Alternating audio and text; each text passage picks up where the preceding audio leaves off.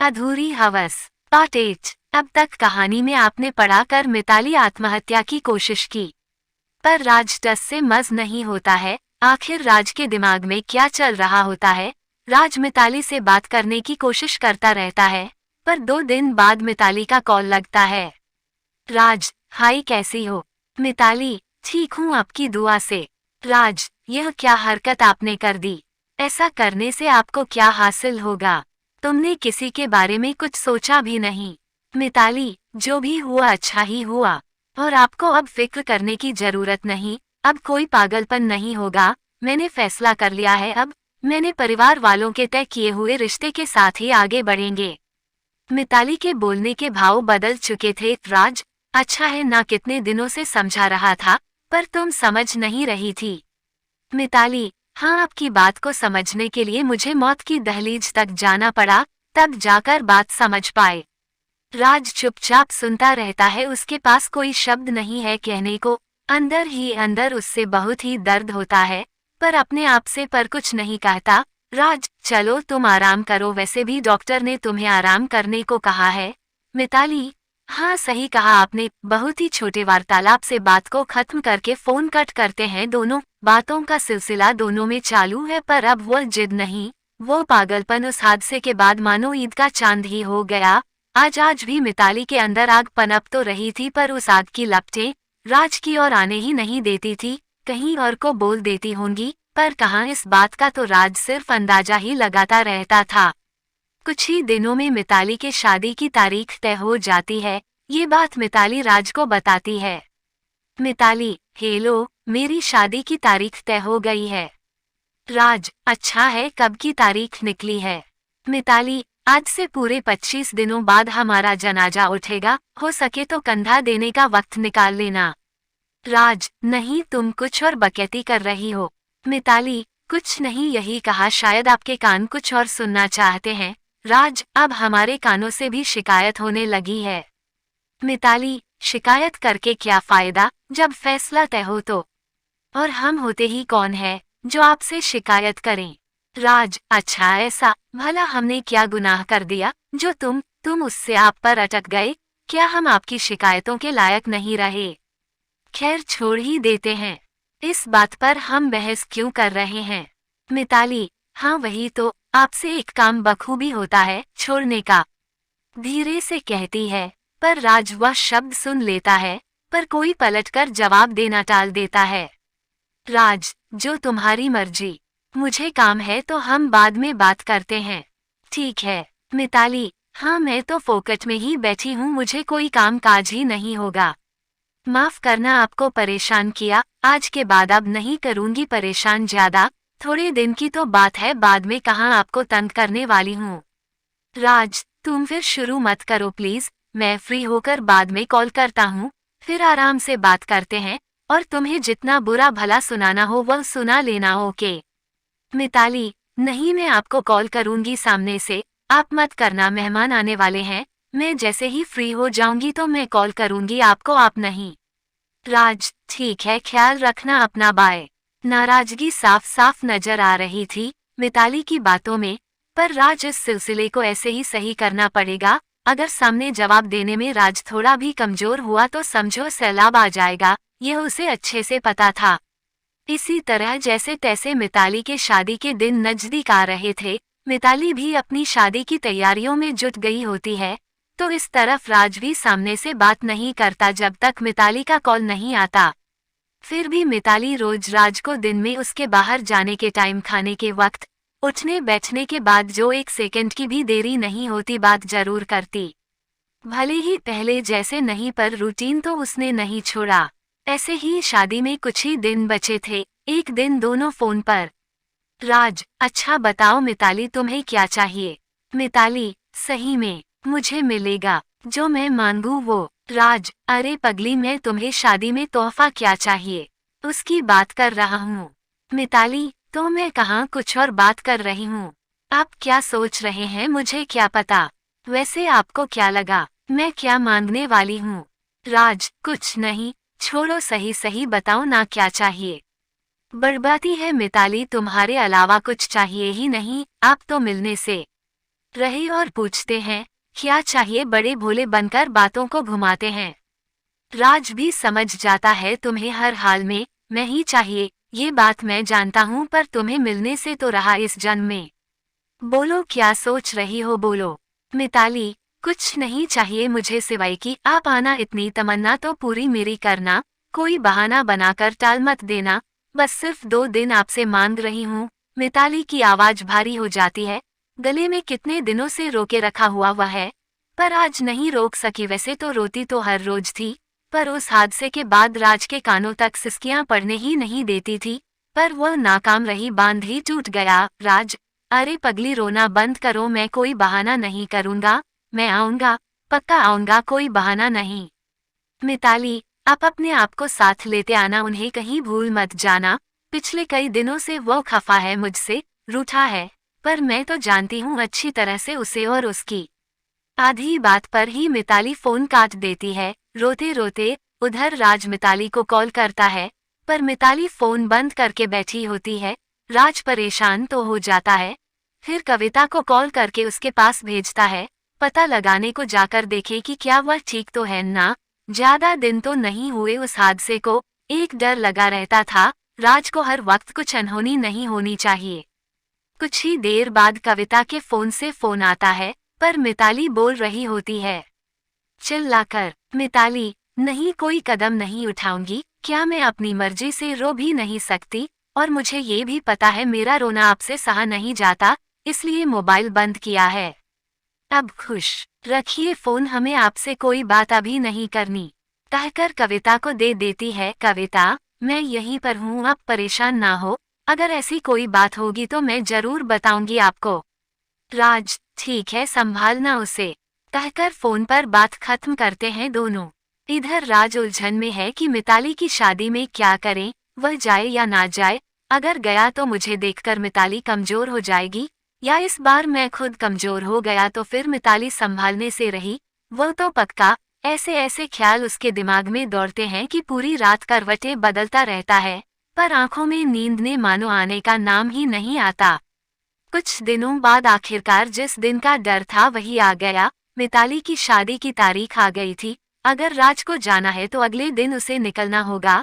राज का दिल रेडी ही नहीं था कि जाकर मिताली की शादी अटेंड करे। फोन पर मिताली को तसल्ली देता रहता था, मैं आऊंगा, मैं आऊंगा। पर अब जाने का वक्त आया तो उसके पैर नहीं उठ रहे थे। फिर भी फैसला तो लेना ही था, राज को जाए या नहीं। राज ने बड़ी मुश्किल से मिताली की शादी में जाने का फैसला कर लिया। राज अपनी कार लेकर अकेले ही मिताली के गांव की ओर रात को ही निकल चला।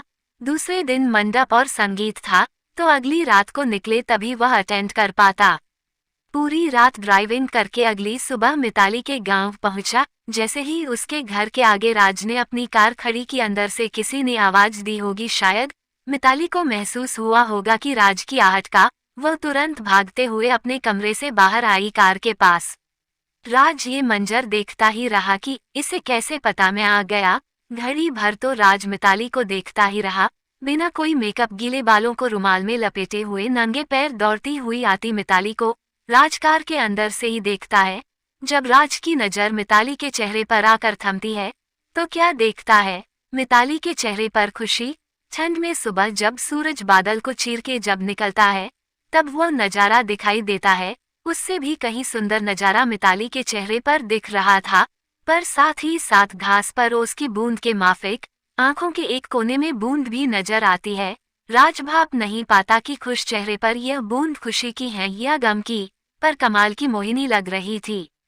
मिताली के जेहन में शायद वह गाना चल रहा होगा, तुम आए तो आया मुझे याद, गली में आज चांद निकला, फटाक से कार का डोर खोलती है, खुशी से आ गए आप, एक दिन जल्दी नहीं आ सकते थे। रास्ते में कोई परेशानी तो नहीं हुई, अकेले ही निकले थे। कितने सारे सवाल एक ही सांस में पूछ डाले। कुछ ही पल में फिर अपने माथे पर हाथ भटकते हुए, मैं भी पागल हूँ, बाहर ही खड़ा करके आपको बातों में ही उलझा दिया, सॉरी सॉरी। आइए आप अंदर आइए, बाहर से ही सबको आवाज लगाती है, देखो कौन आया है, इनके लिए खाट बिछाइए। मिताली की माताजी, उसका भाई सब बाहर आए और राज की ओर बढ़ रहे थे। तभी मिताली राज की तरफ का डोर खोलकर उनका हाथ पकड़कर खींचते हुए घर के अंदर ले चलती है। मिताली की माताजी, अरे मेहमानों के साथ कोई ऐसा सुलूक करता है भला?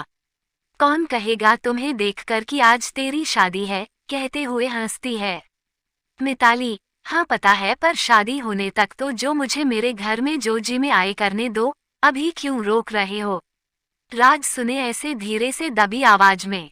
अभी जनाजा कहाँ उठा है, मेरे अरमानों का आज तेरे आंगन में जी भरकर चहकने तो दो। और राज की तरफ आंखों में देखते हुए, राज, अरे पागल ये कैसी बात कर रही हो, ऐसा नहीं बोलते।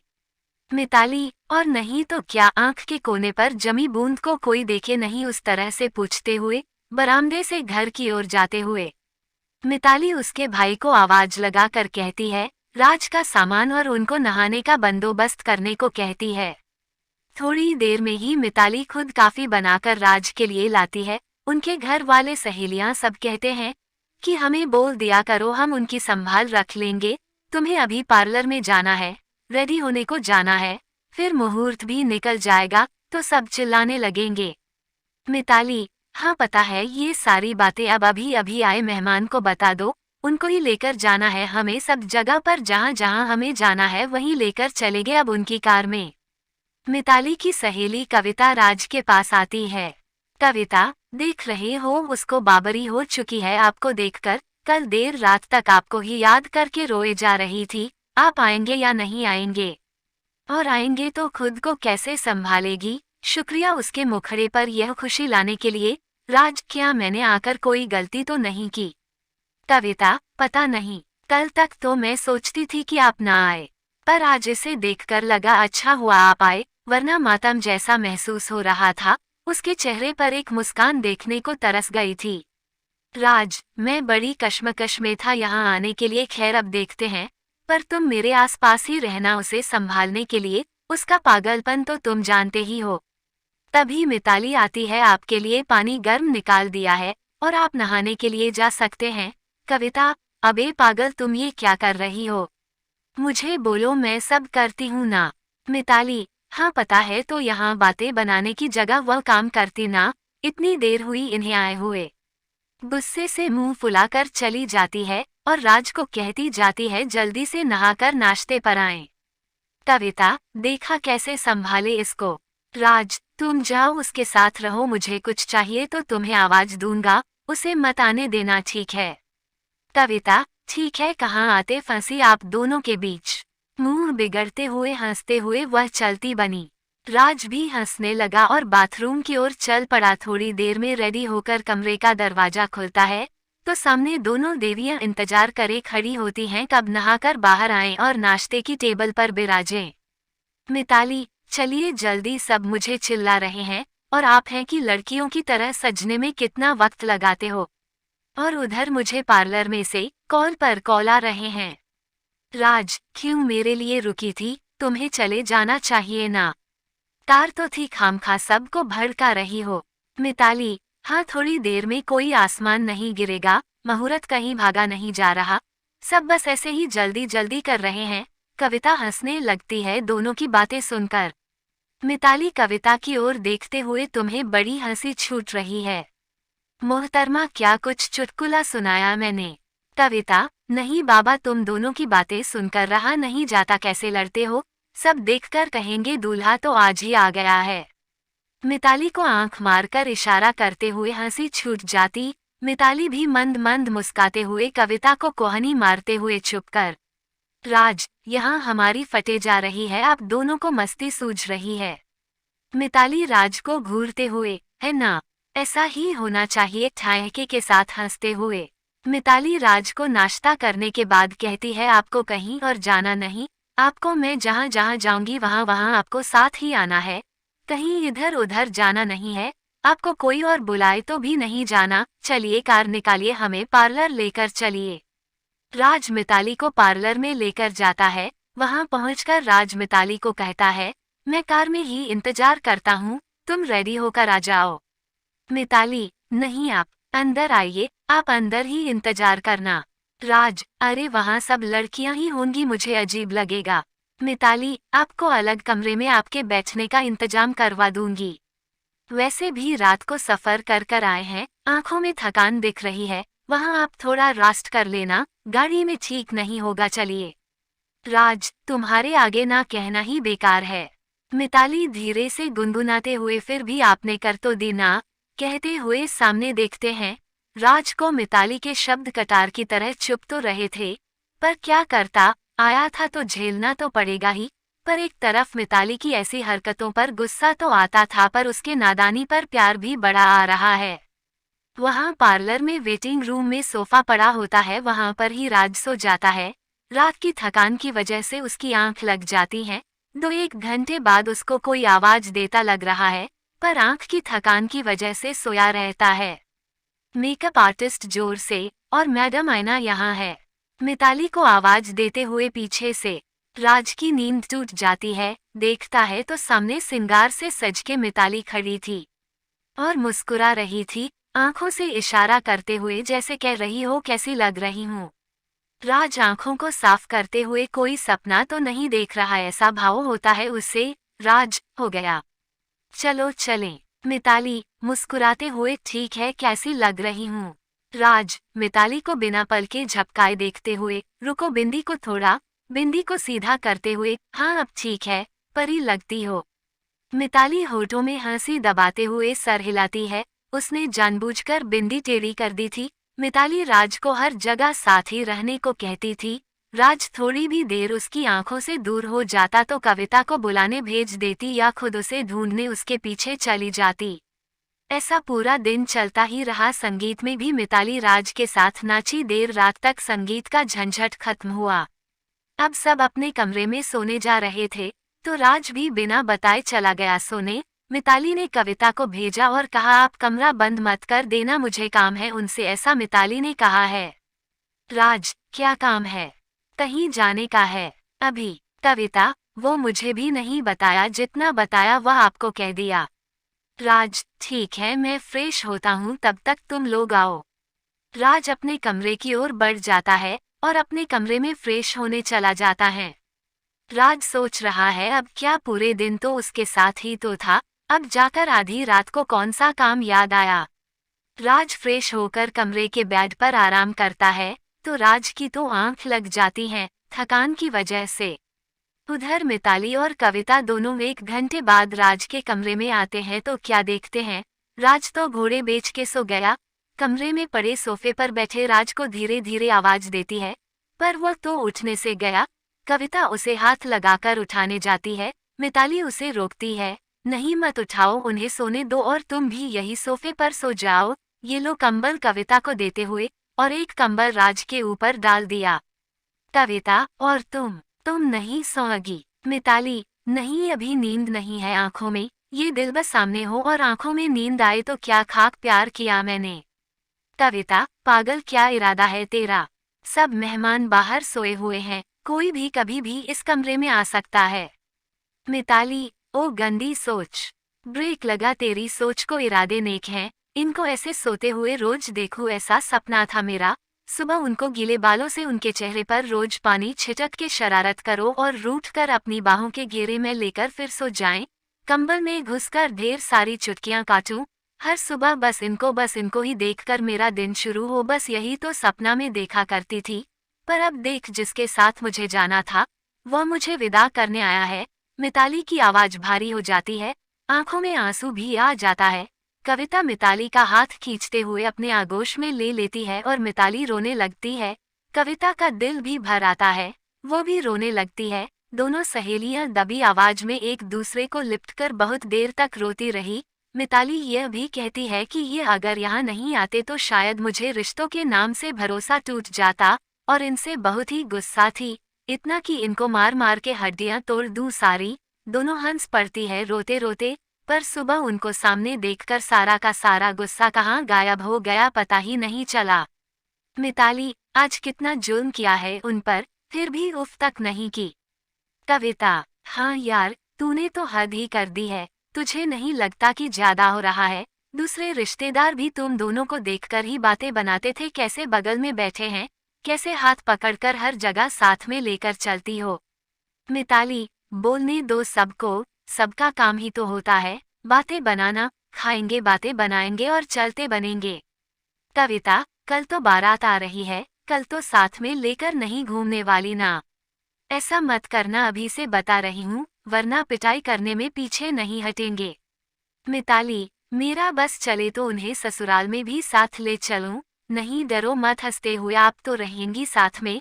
और हाँ, उसके बाद में तुम उसके साथ ही रहना, कहीं इधर उधर नहीं जाने चाहिए। मेरी आंखों के सामने ही उन्हें बिठाकर रखना, विदाई तक वह कहीं नहीं जाने चाहिए। ये तेरी जिम्मेदारी है। और हाँ, और एक काम तुम्हें करना है, उनका सारा सामान संभाल कर उनकी कार में रखवा देना, अपने हाथों से बोल देते हैं।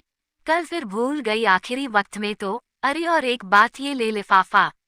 कविता, लिफाफा? ये कब लिखा? और तू ही क्यों नहीं दे देती? सामने से तो सोए हैं, तू कहे तो उनके कपड़ों के ऊपर रख दूं, सीधा उनकी नजर पड़ेगी। मिताली, नहीं, ये कल उनके हाथ में देना और वो घर पहुंच जाए, उसके बाद खोलने को कहना। और यह हमने परसों लिखा था, यह ना आए होते तो हम वहां जाकर पोस्ट करते। कविता, मैं खोलकर देख लूं क्या लिखा है? मिताली, नहीं नहीं कविता, नहीं पड़ेगे, ठीक है, ये देने की क्या जरूरत है, सामने ही तो सोए हैं, तुम बोल ही तो जो लिखा है वाह। मिताली, नहीं, ये सारी बातें शायद उनके सामने मैं नहीं बोल पाऊंगी, इसलिए लिख दिया। अच्छा, अब बातें बहुत हो गई, तुम सो जाओ, मैं भी सो जाऊंगी थोड़ी देर बाद। कविता, ठीक है, हाँ तुम सो ही जाना, कल होने वाला कांड आज यहाँ मत कर देना। मिताली हाथ दिखाते हुए, मारेंगे तुम्हें, अब सो जाओ। कविता लेटर को अपने पर्स में संभाल कर रख देती है और सोफे पर ही कंबल ओढ़ लेती है। और मिताली राज के पैर के पास बैठी रही, राज को देखते हुए। काफी टाइम तक देखती रही राज को। कमरे में पूरा सन्नाटा, सबकी सांसों के अलावा किसी का शोर नहीं। अचानक से बिल्ली आती है और अलमारी के ऊपर चढ़ जाती है और मिताली क्रमशः